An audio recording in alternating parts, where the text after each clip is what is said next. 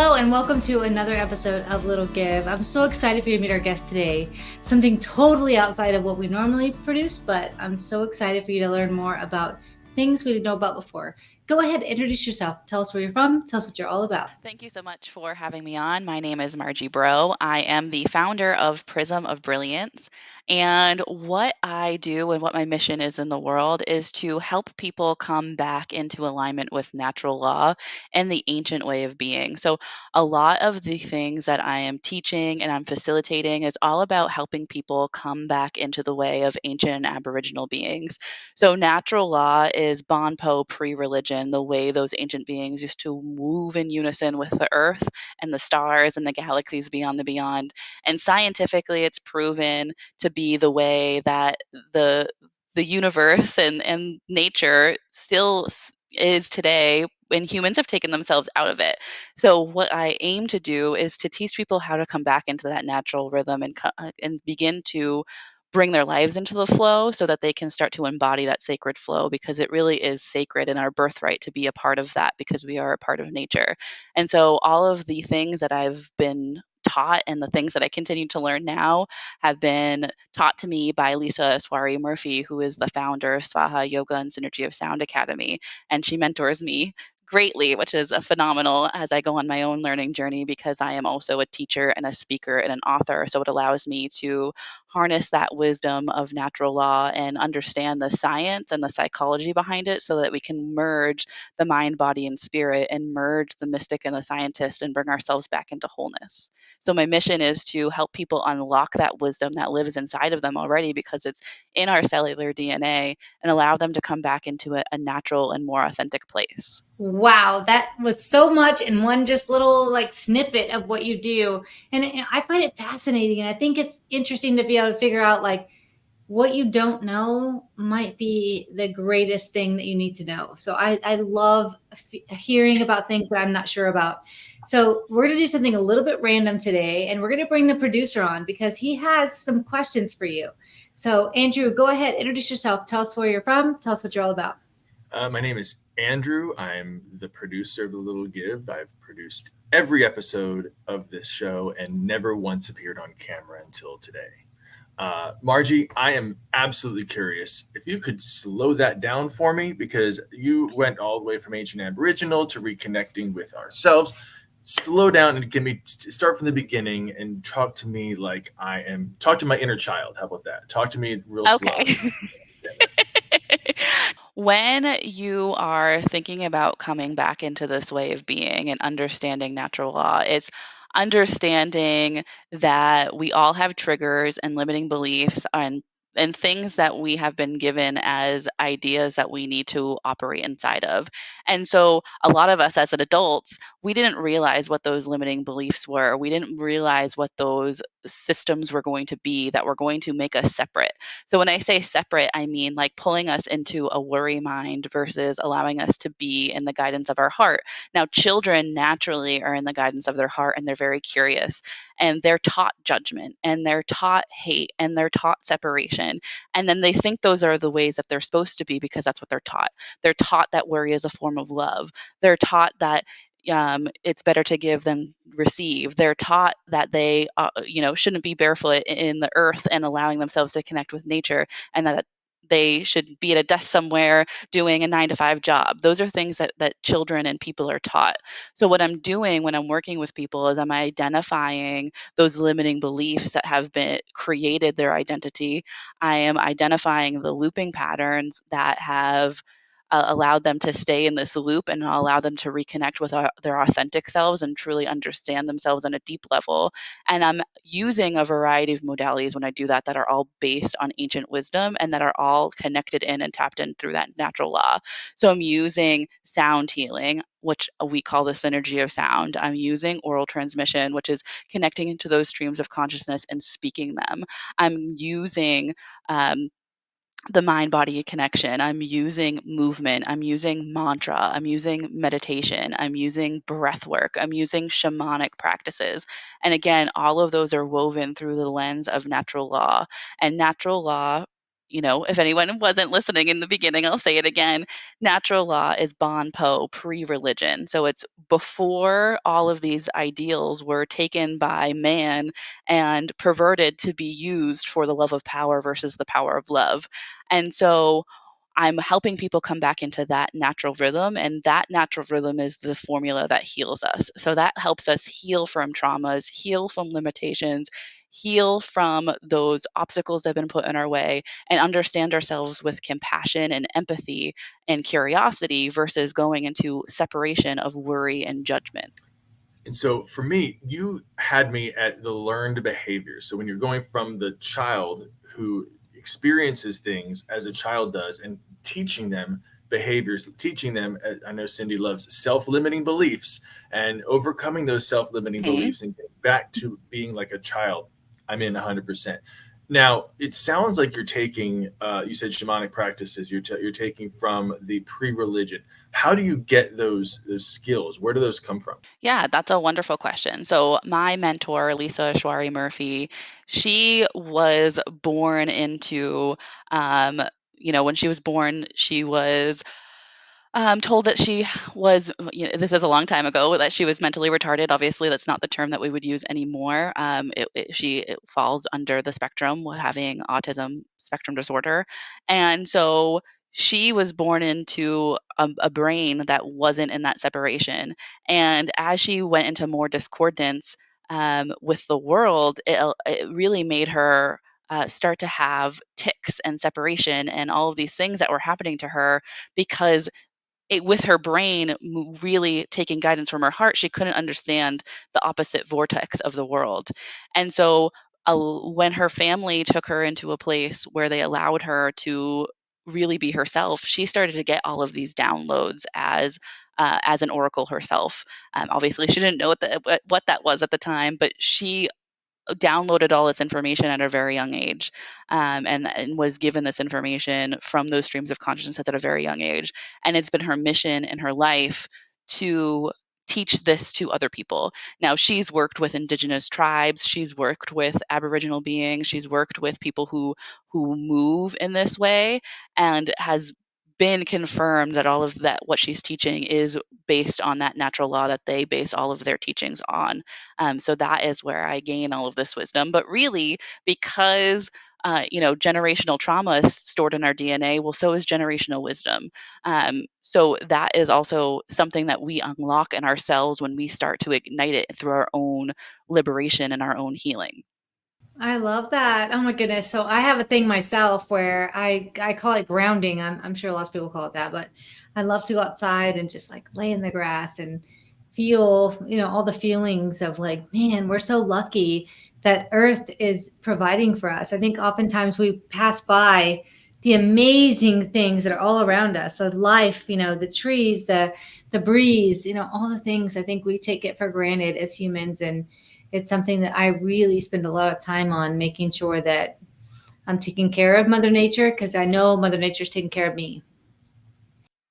Yeah, and that's in that cycle of sacred reciprocity, right? A tree doesn't have to think if it's going to take in water or if it's going to give off, the oxygen that we need. It's just naturally doing those things through that sacred reciprocity and that cycle of giving and receiving. So there's no separation from that law of compensation when you're in nature. And so it's allowing people to understand that we have the power and the control to be able to bring ourselves back into that way of being by understanding ourselves on a deeper level and understanding that we too are a part of nature, because through the law of divine oneness we know that everything is divinely connected, from the smallest the speck of sand all the way up to the light of 100,000 suns and beyond the beyond in the galaxies, through the stars and the Milky Ways. And so it's also understanding that through that web of light, those are all the streams of consciousness that we can tap into, and we can take the wisdom and we can also take the healing. We're not limited to one source of or one tool of healing or expansion, and grounding is a great way to really connect in with that toroidal field of the Earth. So the toroidal field is this like electromagnetic web of light that stems out from the center of the Earth, and it's like a donut shape. It's like an infinite light that moves in this beautiful way from the Earth. And human beings also have that toroidal field. So when we're grounding or we're earthing, we're allowing our electromagnetic field to deeply connect in with the electromagnetic field of the Earth, which allows us to connect into our own hearts, which is a really beautiful way to get out of that separate mind and into our hearts. Hi, my name is Justin Clark, and I'm the president of the board of directors for Driving Single Parents, a 501c3 nonprofit serving the citizens of San Antonio and Bexar County, Texas. I'm here today to tell you a little bit about the great work that our organization is doing for the citizens of San Antonio. What you're about to see is just a few photos and videos of the way that we're changing lives for single parents in and around San Antonio, Texas. Our first giveaway took place in April of 2017, just one short month after the formation of our organization. John, a Bexar County resident, was the victim of a horrible drunk driver incident. He and his daughter survived the crash, and we were so proud to give our first car to this deserving family. Fast forward to 2020, a very difficult year for nonprofits. We were able to secure 4 vehicles for single parents in need. Our organization, including our board of directors, list of partners, and portfolio of people we've been able to help in San Antonio, continues to grow, and it's all thanks to donors and local community organizations that have helped us along the way. This giveaway took place in 2021 and shows that we continue to help single parents even after the struggles brought about by COVID-19. Because of limited funds and the overwhelming need, we at Driving Single Parents are incredibly selective with the people we help. Some are victims of domestic violence. Others had a spouse pass away tragically, or otherwise fell on hard times. These single parents show adversity in the face of challenge and aren't looking for a handout. We offer a hand up and help get them back in the driver's seat.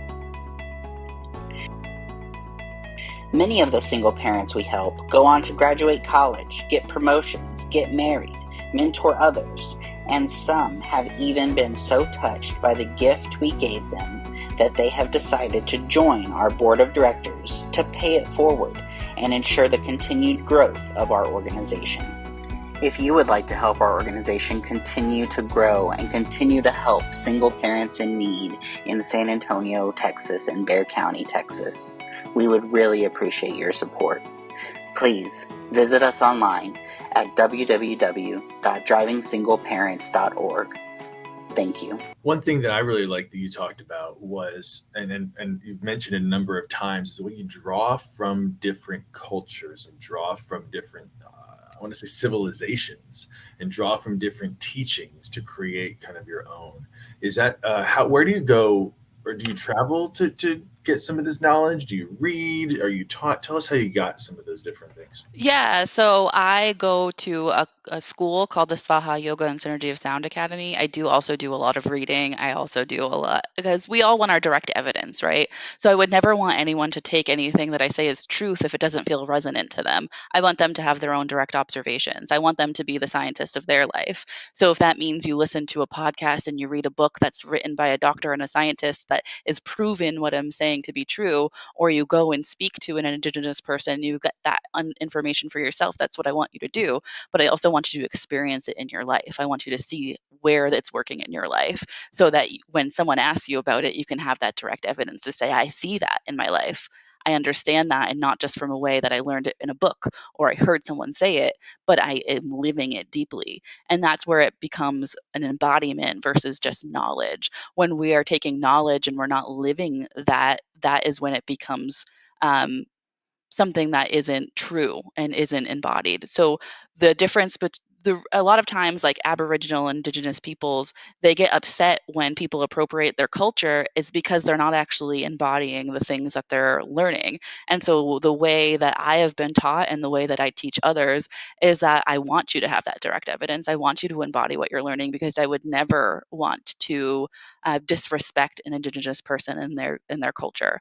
And so it's a combination of in-person learning, and then also doing my own research and navigating that through my lived experience and the experiences that my clients have in their own healing and spiritual journeys. Yeah, I would say cultural misappropriation is something that we all have to be concerned about, just because you don't want to misrepresent what someone's true beliefs and feelings are. I think it's really important how you're trying to go, like you said, go to the source, go find the answer to the question. I think that learning for all of us should be an example of going to find the answers, and the search for the answers is really important. Cindy, what do you think? Oh, I agree 100%. I think it's really important for everybody to like, I love the fact that you're saying this is not, I am not giving you the end all be all, you know, I'm telling you my thoughts and what I feel like is right, but go research it yourself. I love that. I think it's really important, because when people look at spirituality or energy medicine or healing, they typically think like, oh, that's woo woo, like it's crazy, it's out of this world. And really what I'm showing you is that it's based in science, and it's based in ancient teachings that have been here for centuries and centuries and centuries before, again, it was perverted through people wanting power over really wanting people to experience compassion and freedom and love. And so understanding that, I know that people are going to have their own limitations. I know that people have their own journeys and their own stories. And truly, the only way to embody and know something is by experiencing it yourself. And the only way you're going to experience it yourself is if you go in it with that lens of curiosity. And so I encourage anybody on their journey. If something that I say doesn't resonate with you, then it's not your time to hear it. And that's okay. I don't take it personally. But if it is something that sparks your curiosity, I do want you to illuminate that wisdom for yourself in a way that makes sense for you. I love what you said right there. It was like, it's not your time to hear it, because I cannot tell you how many times I've tried to, give wisdom or something to my daughters, my family, whatever, and they're not ready to hear it. Like they're just not ready. And I know that. And so I'm so glad you actually vocalized that, because it's a thing. And so thank you for It sharing is. all. Yeah, you're welcome. Something actually that. You have to be in a moment in your life where you're ready to hear before you can actually hear. And something beautiful that I really try to practice in my life, whether it's with my family, my clients, my friends, my community, is that I might be a great teacher, but not everyone signed up to be a student. And so understanding and practicing that power of discernment, and actually asking the question, like, do you want me to hold space and listen, or do you want advice? And then gauging that person's energy field. If they say they want to advice, well, what advice can that person actually handle right now? What are they actually ready to receive? Where energetically am I feeling them vibrating? How am I going to get the message that they need to receive right now? That's not going to be in a way that I'm telling them about themselves and telling them something they're not ready to hear. There's a lot of holding space on that journey, because not everyone is ready to hear it, and not everyone wants to be a student. Sometimes people just want a shoulder to lean on or space to be held. Oh, wow. I've never heard it said so beautifully. Oh my goodness. Andrew, go ahead. I know you had something you want to say. I agree. I am also with the even in the show, even when as I'm producing the show and I'm working with Cindy, and she's like, "Can I tell you something?" And I say, "No, not right now. Not ready to hear it." But again, it's a matter of when you're ready to hear something, you can hear. When you're in a place where you can listen, you can hear. But as a teacher, I would say that for you specifically, like you have to be on and you have to be ready, because you never know who's listening. How do you feel about that? Um, Sometimes, especially when I'm working with groups, that can feel a lot like I'm transmuting and holding a lot of energy. And what I mean by that is mean like sometimes it feels really like physically hot when I know that someone's projecting a lot of things at me and they're not actually ready for me to speak to it. Externally, it's me holding that and helping to transmute the energy without speaking. So it's vibrationally. And so when you were transmuting energy like that, we either can become really hot, we can shake, we can become cold. For me, I get really hot when I'm transmuting things, whether it's my own thing or it's somebody else. And so when you're a teacher, it's always tapping into the many fields that you're working with energetically. And so, you have a picture up right now of a class that I was teaching with many beings. A lot of those people don't speak when they're in a class. They're taking in a lot of information. And as you can see, I have all my tools there with me. Like I have my drum, I have my bowls, I have a little altar set up in front of me. I'm using many tools to keep myself in rhythm, but also to be able to cut through the heavy and dense stuff that's coming up in people's fields as things are illuminating, as that separate brain is really trying to stay in control. Because unfortunately, we stay loyal to our limitations because they're comfortable, not because we want to. And sometimes we don't even recognize that we are. It's because what do we do when we no longer agree with those things that we've been operating in for 20, 30, 40 years, right? Who are we now when we change? And who are we going to lose along the way? So those limitations and that space, it really wants to stay in control. That fear, that worry, it really wants you to take its guidance. And so when that stuff is coming up, sometimes it's just like I can feel that someone's resistance that I'm trying to cut through. Sometimes they're speaking it and sometimes they're not.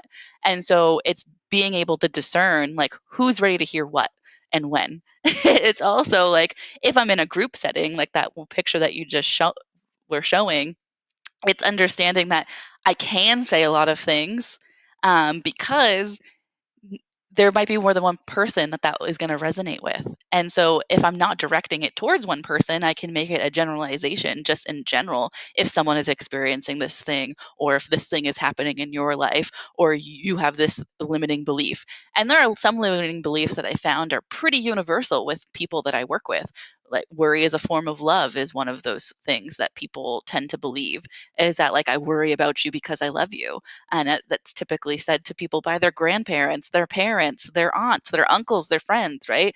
And like really, if we're thinking about energetically, if we're really understanding the law of vibration and the law of cause and effect, we're understanding that through the law of cause and effect, through the law of vibration, through the law of attention, where our attention is, energy flows, and then we attract more of it.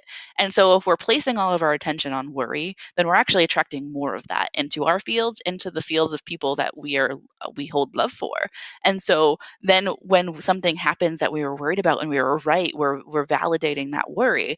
And now if we just take that same principle, like that is actually imagination. So we're using our imagination to worry about people that we love instead of bringing it into an optimal place where we're using our imagination to optimize the things that are happening. So then we're focusing our energy there.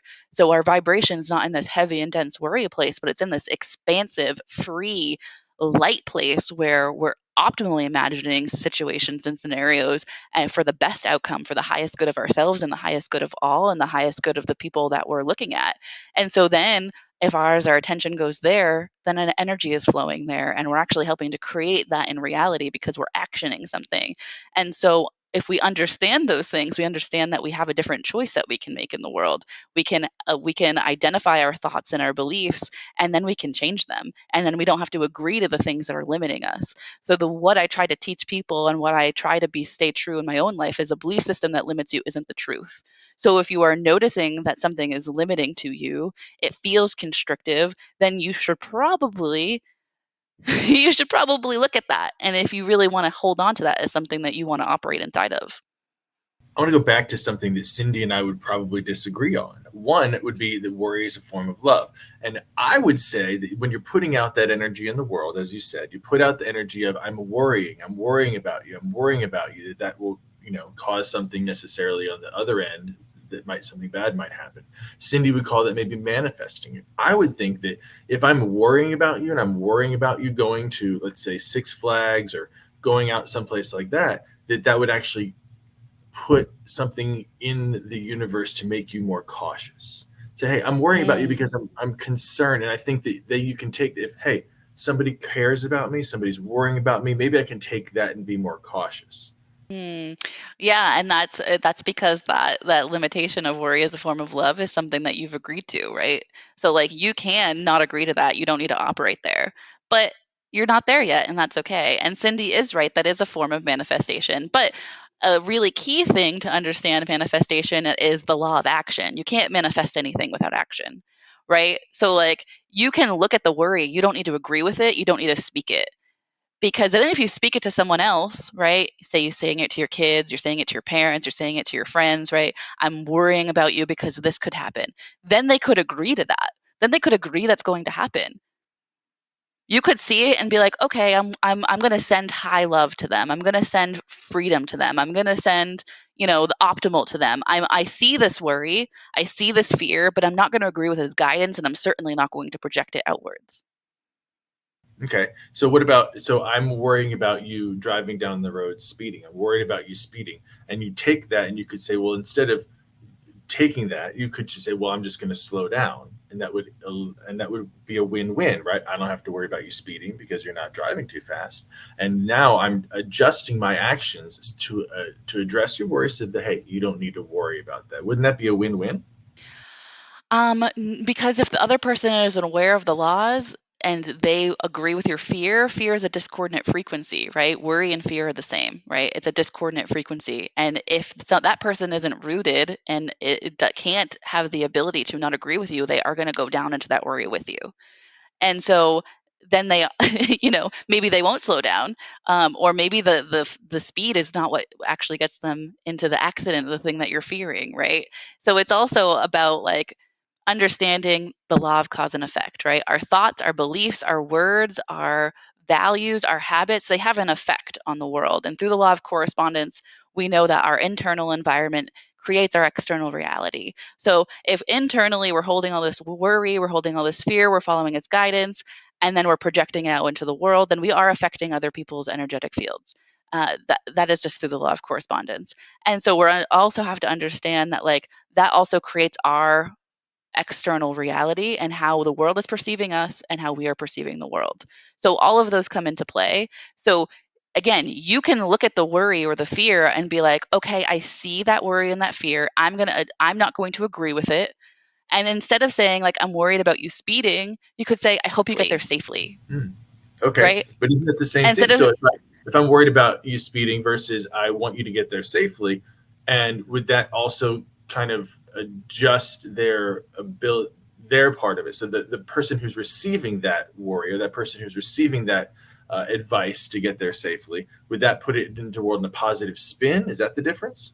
It's not a positive spin because positive and negative exist in all things, right? If there's an up, there's a down. We want to be balanced in equanimity. We don't want to be swayed by praise or criticism. We don't want to be swayed by what people would call negative or positive emotions, because truly through the law of polarity, we know that atoms exist because there is positive and negative ions, and we want to be the nucleus in the middle. We don't want to be tossed around in the storm. We want to be balanced in the middle, and to be balanced in the middle, you have to be aware that there's both. So I would never say anything's positive or negative. It is in flow or out of flow. It is high vibrational or it is low vibrational. It's energetic. We want to think in terms of energy. And so positive and negative is really taking things and putting them in black and white, and nothing is in black and white. There's lots of shades of gray. And so understanding that if we are if we're truly holding a worry, it's again not following that worry's guidance and not projecting it outward, saying, I hope you get there safely, but true inside, you're like, oh my God, they're going to die. I'm so scared, right? You're still holding the fear. So it's a positive projection that the energy is not going to match what you're saying. Hi, my name is Andrew Fraley, and I believe that sometimes we all need a little bit of help. If you're in the San Antonio community and you need some legal help, call me at 210-725-4658. Oh, I have a great one. I want you to explain to the audience, if you don't mind, about energy. Like, what does that mean? Like, oftentimes the term is thrown around. It's like, oh, but your energy. And I'm a big proponent, and I always tell people all the time, I'm like, hey, your energy shows up before you do. So if you're going to a job interview and you look nervous and you look a certain way, and your energy is going to show up and like, wow, look, you don't look like you're prepared. Tell us a little bit about how energy shows up. Yeah, so energy shows up in so many ways. So energetically through the law of vibration, we know that all living, breathing things here on this planet and beyond the beyond have their own energetic frequency. The difference between a tree and a human being is that we have the ability to shift our vibration, because emotions are energy in motion, and what we're holding onto distinguishes where we're going to be vibrating. So if we're holding on to fear, if we're holding on to judgment, if we're holding on to anger, if we're holding on to sadness, and we're not allowing those emotions to flow and be giving us the information that we need to learn something from them and become curious, then we're holding them. Whether some people are, just letting them control them, some people make it that emotion their whole identity, some people pretend they're disassociating, but truly they're just also getting swept up in the storm, and all of the things are being thrown through that lens. And then we throw them out onto other people. We're throwing out all of that vibration out onto other people. And so it's understanding that we have the power to not sit there. We don't have to stay in anger. We can take anger as feedback of our environment. Why are we angry? And get curious about it. Why are we sad? Why did we have that judgment? Why are we having that fear? And so when we have that curiosity, that's a lighter vibration. And then we look at it with a lens of compassion. And compassion in its true form is the liberation of suffering. It's not something that is like when people are saying, I am an empath and I can feel all these feelings.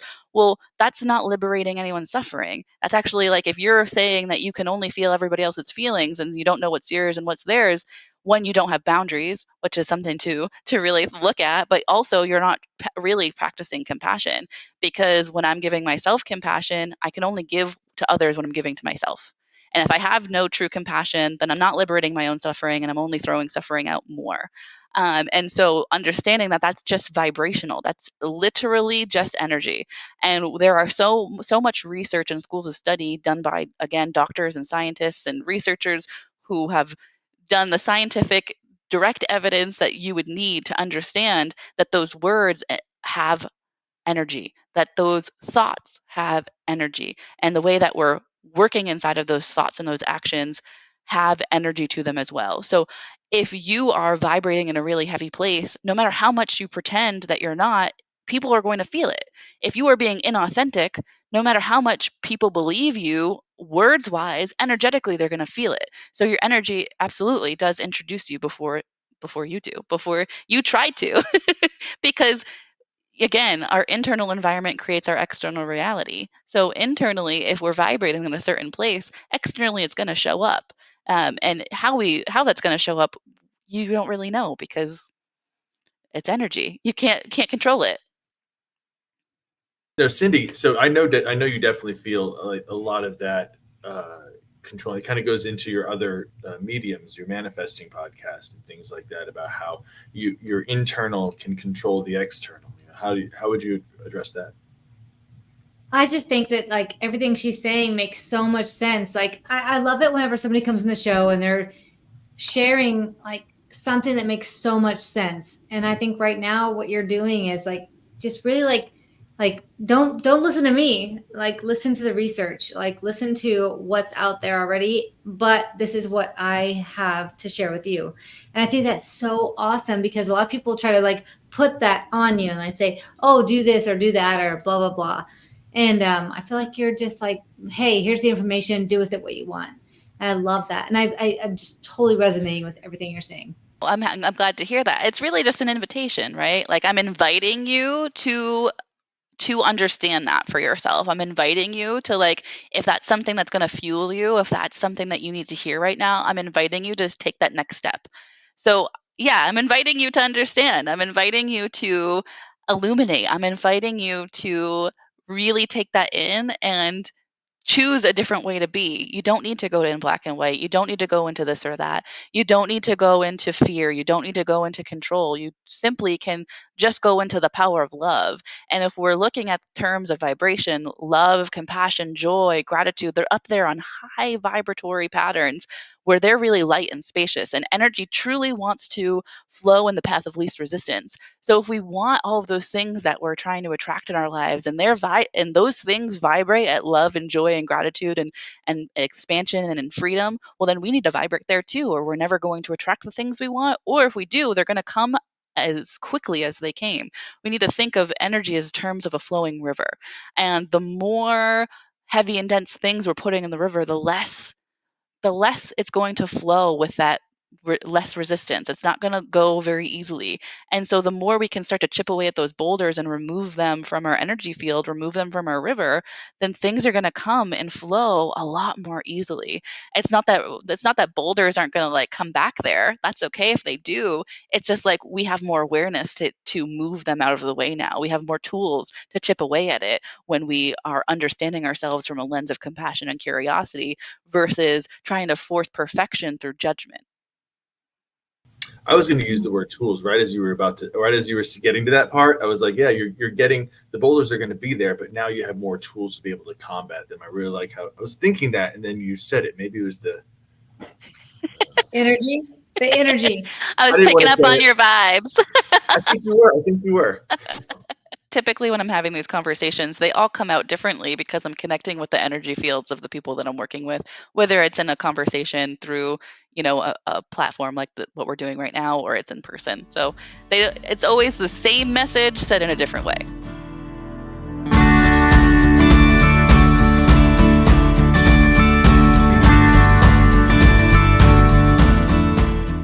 Absolutely. Okay, well, I'm going to switch off to my nonprofit questions, which I love to ask you. There's three questions I ask to every guest. So the first one is, can you give the audience an example of a little thing that they can do in their community that might be a little give on their end, but might make a big impact on the other side? Yeah, I can use an example just from literally something I was doing this morning. Me and a few members of my team signed up for a city cleanup. And that is like literally we took trash bags and trash pickers and a group of people met at a park and we walked around the neighborhood and picked up trash. And that is something that you can volunteer your time to do in your own neighborhood, whether it's your street or you go and find a volunteer opportunity to do so. It didn't take any of my money. It took an hour of my time that I spent on a Saturday morning to help the community get rid of some of the trash in the neighborhood, which is a little give. It didn't take a lot of effort on my part. And I got to do it with other people who are interested in doing that for our community too, which is awesome.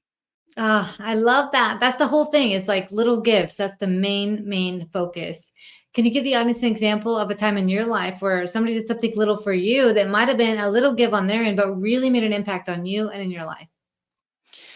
Yeah, actually, when I was pregnant with my first child, my son Oliver, who's about to be 7, my car broke down and I didn't have a vehicle. And I worked in Framingham, which people in your show might not know how far that is from Worcester, but it's about 45 minutes.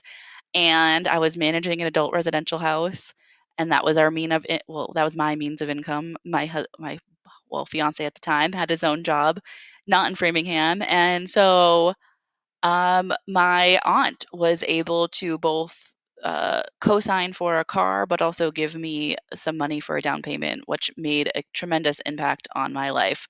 It didn't mean much to her. She had the money to give. She probably had more than that to give.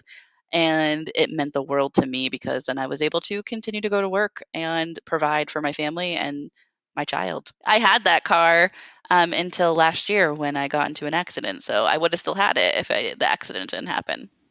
I have to wonder if she did research on you, Cindy, before she came and said that little give. That's definitely something near and dear to Cindy's heart for sure. So it's really great that you picked that specific thing about getting a car and being able to drive and how important that is to you as your little give. I think that's fantastic. Yeah. So I'm the founder of the nonprofit Driving Single Parents, and what we do is give away cars to single parents in need. So you may not know that, but that's what Andrew's alluding to. I think you did tell me that when we talked on the phone, but I didn't remember until you just said that. So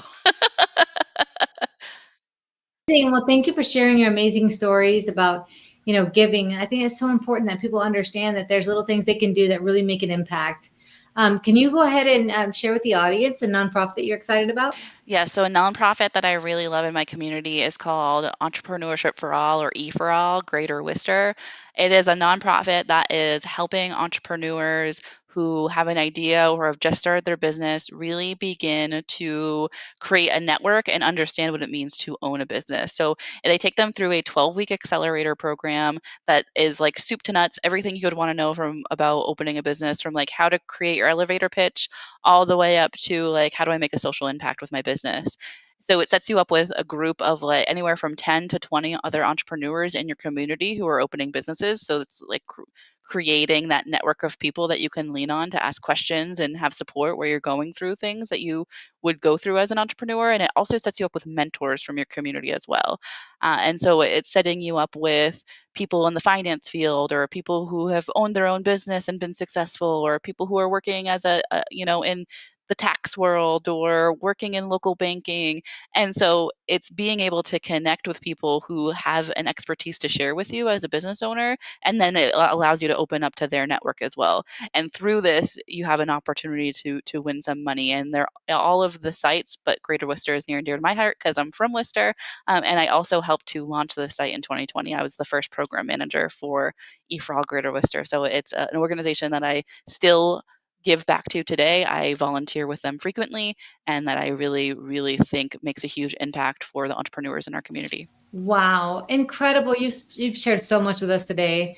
Go ahead and tell the audience so they can find you, reach you, and find out more about all you do. Yeah, absolutely. So anyone can reach out to me through my website, www.prismofbrilliance.biz.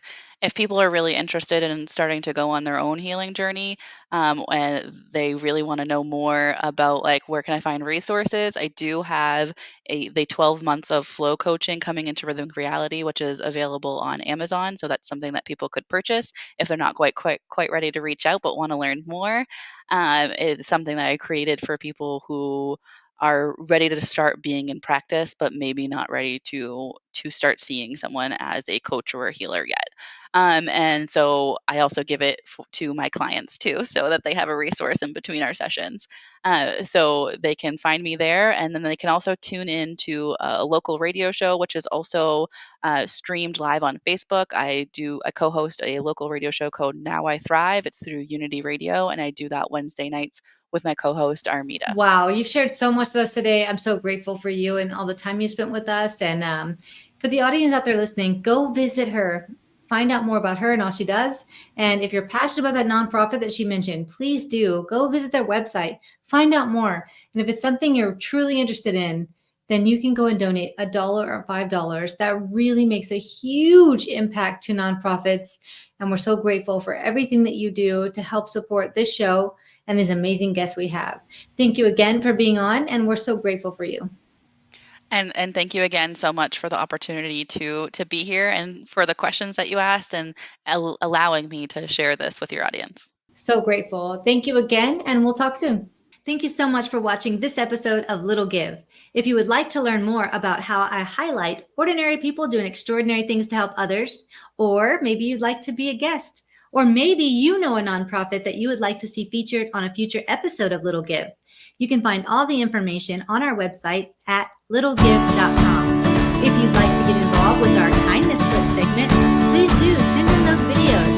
Send them via email to cindy@littlegive.com, or you can tag us on any social media under Cindy Whitteman or #LittleGive.